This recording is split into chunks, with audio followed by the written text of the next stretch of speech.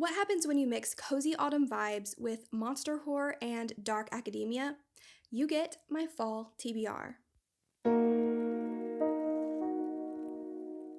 Welcome back. I'm Brit, and this is Brit's Wickedry, where I read a lot and talk even more. I'm a very seasonal reader, so each time I go to build my seasonal TBR, I really like to build my list around some core vibes that I am really wanting to hone in on for the months to come. Basically, what I do is pick 6 season core books that are going to act as the anchor of my list, and then I spice that up with picks from my tarot TBR game as well as some TBR jar pulls for my final shelf series. And all together, with a little mood reads and impulse reads here and there, that usually fleshes out my seasonal TBR list to be around 15 to 20 reads, which is just the right number for me.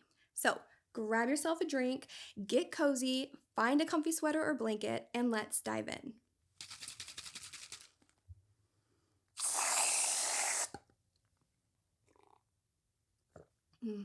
So fall is really about transition time, if you ask me. And this year, that is particularly applicable to me because as a 30-year-old woman, I am finally returning to college full time, whereas I've been going part-time online for the past 2 years. In September, I actually start going in person, and I will be upping my class to full-time level. So while I'm really excited that my favorite season of the year is coming, I'm also a little nervous at what my season has to hold because it's all going to be brand new for me. But I do know one thing, and that is that I'm going to be making some time to cozy up with some books. I always like to start off my seasonal TBR choices by putting together a little mood board. My fall vibe this year is a little bit gothic, a little bit witchy, and just a touch monstrous. Picture ivy-clad castles fading into shadows, sprawling fall forests where the leaves burn red and gold, and dimly lit libraries with dust motes dancing in the candlelight. I'm leaning really heavy into that dark academia meets witchy folklore vibe. But I also want to make sure that there's some coziness sprinkled in as well. Mugs of steaming tea, chunky sweaters, and the comfort of curling up indoors while storms rattle the windows outside. Basically, I'm going for that aesthetic that feels both inviting and a little unsettling in some ways. Okay, so let's get into my 6 fall core book picks for the season.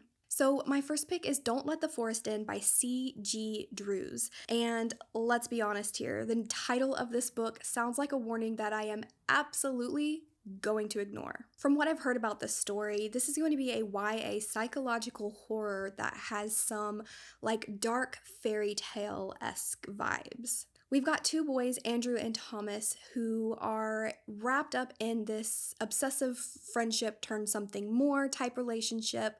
And then one of the boys' monster sketches might actually start coming to life. It's giving dark academia meets dark fairy tale, sprinkle in a little bit of monster horror, and I'm in. Next up, I'll be reading An Education in Malice by S.T. Gibson. I don't actually have the dust jacket for this one because I thrifted it, but you can see it up here on the screen. This one is set in an isolated school where secrets are literally the currency. As another dark academia, we have our main character, Laura, who gets tied up in a rivalry with a girl named Carmilla. Yes, that's right. I believe that this is actually a retelling of the old horror classic Carmilla. So I have a feeling that this rivalry between the 2 ladies are going to get a little bit sapphic, a little bit vampy, and a lot complicated. So this read feels like the perfect fit for my fall season. It's got the gothic element, it's got the dark academia element, and lesbian vampires are always a hit, right? The next one is Blood on Her Tongue by Johanna Van Veen. This one is one of my recent Art of Arc book club picks, and I am really excited about this one. When I saw this cover, I was like, yeah, I'm going to be reading that book.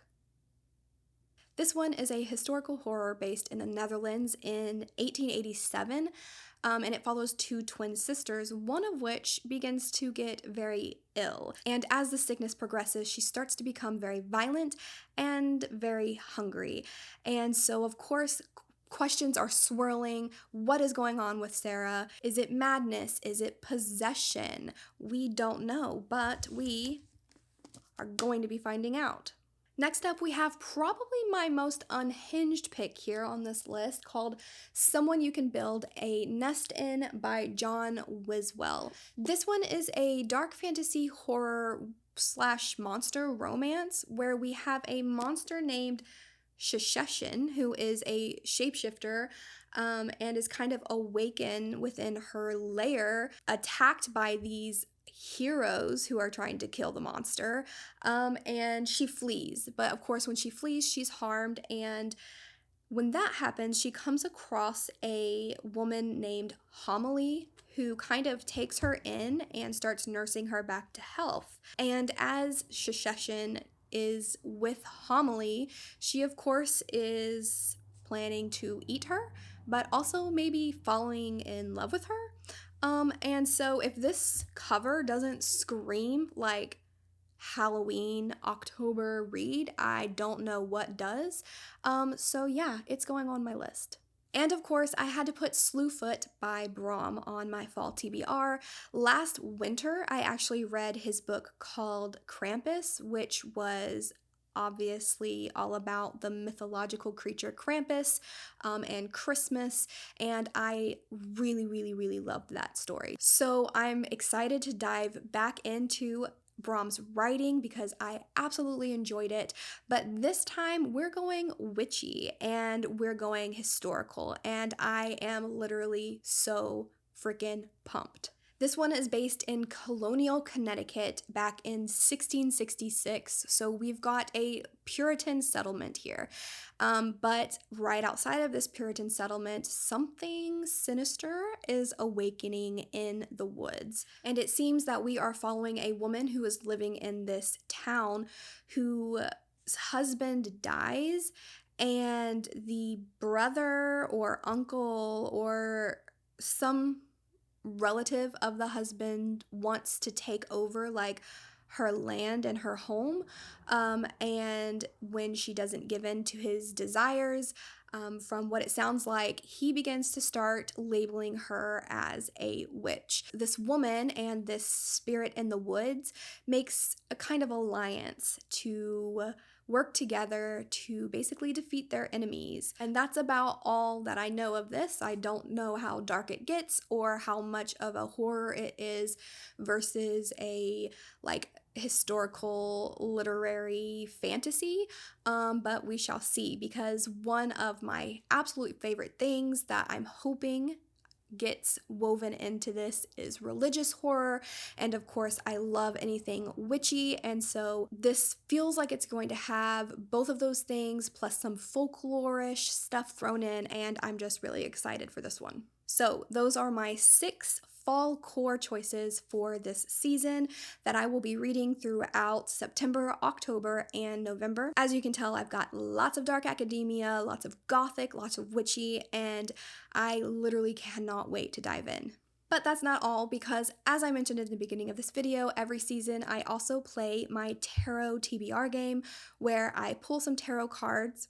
Each card has a prompt attached to it, and I use those prompts to choose some books to add to my seasonal TBR just to mix things up a bit. And if you are into cozy ASMR and bookish content, I filmed that whole ASMR tarot TBR game as its own video. I'll have that linked down in the description below if you want to go and check it out. But for now, let's briefly recap the books that I chose from the prompts that got pulled from the tarot deck.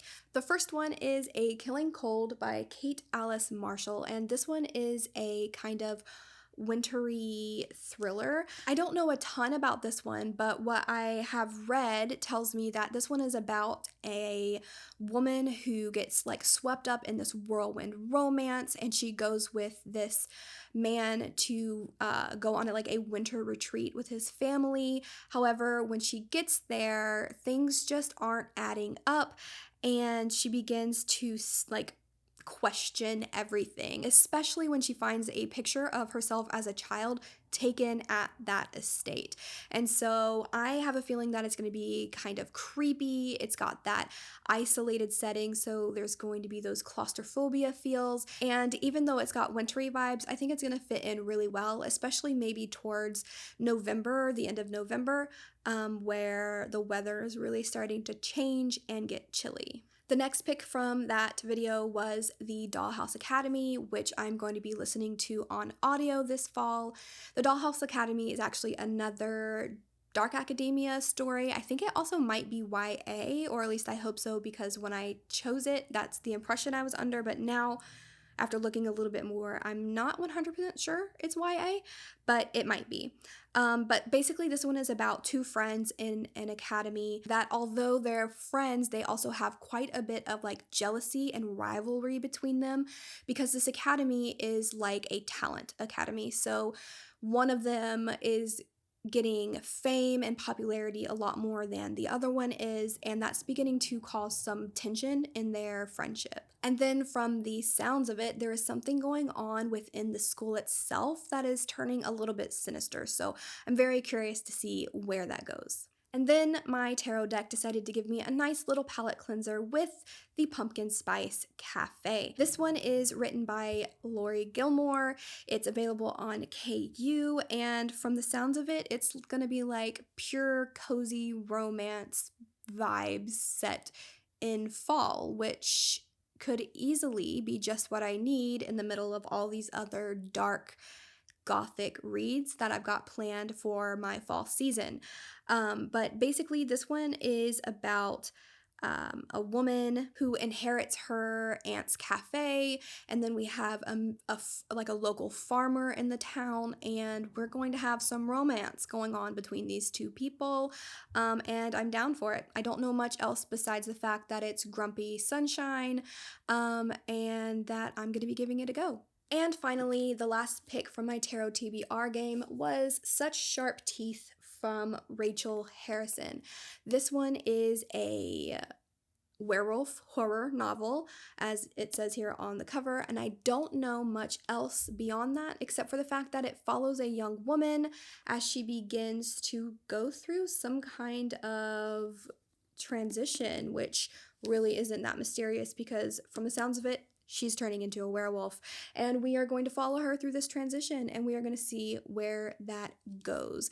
I've been really looking forward to trying a story from Rachel Harrison before. I haven't yet. The one that I had my eye on before this one, I think it was following Witches, and I believe that it is called Cackle.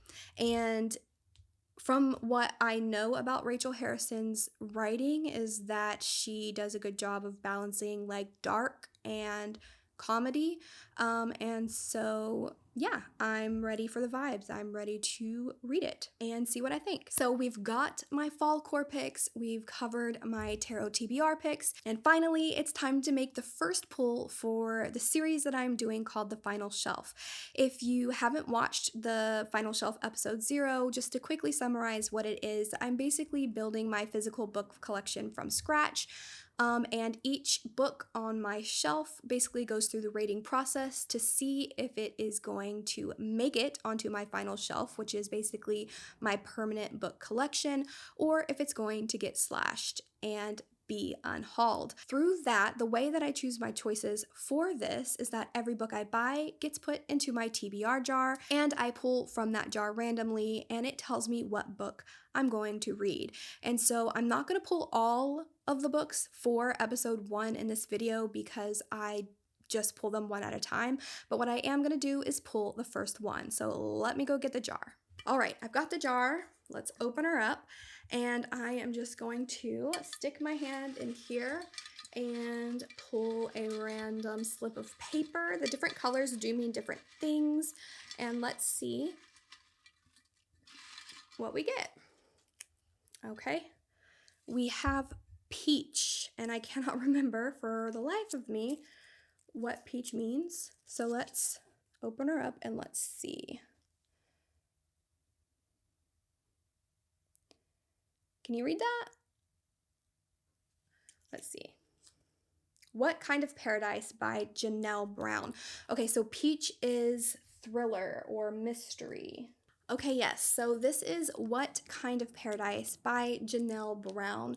This is one of my recent Book of the Month picks, and it is, I believe, like a literary thriller, maybe, or mystery. I believe that it is a thriller, but it leans literary in a sense. But it's about a girl in the 90s who grew up in isolation because her father wanted it that way. And she never really got to experience society. So they live off the grid, and then as she gets older, she begins questioning like his methods and his reasons behind them living this way. And at one point, I think she actually decides that she doesn't want to live this way anymore and she wants to go figure out what society is for herself, and she breaks away. And it's kind of like coming of age, I believe. But she also begins to like navigate the dangers of society and what that means, and like the internet. And also, I think it's going to have a lot to do with family trauma. I think it's going to be real heavy on those kinds of themes. And I'm excited for this one. I'm glad I got it, but I'm also a little nervous because I think some of the themes inside of this one is going to like hit a little too close to home for me, if you know what I'm saying. And if you want to watch me read this book, make sure you subscribe so that you can catch the first episode of The Final Shelf, where I will be going through my picks vlog style and putting them through the ranking to see if they make it onto the final shelf or if they get slashed. Okay, that's it. We have a nice little stack here. Let's try that again. Okay. We have a nice little stack here of books that I'm not going to drop. Here we go.